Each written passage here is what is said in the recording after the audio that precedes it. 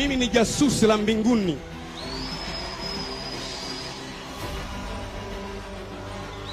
Nitasema kweli daima, fitina kwangu mwiko. Wala sina wasiwasi, kwa maana sionei haya Injili, kwa sababu ni uwezo wa Bwana uletao wokovu. Naonea haya ikiwa, rudia nasema ikiwa, sema ikiwa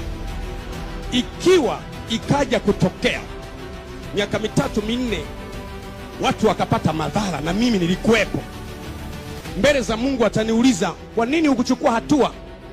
Na mimi jibu langu, niliogopa watu. Ataniuliza, haukusoma?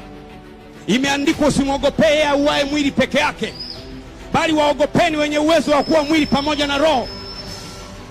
Akiniuliza, sikukupa roho ya utumwa iletayo hofu, lakini nilikupa roho ya wana. God has not given us the spirit of fear, but of power.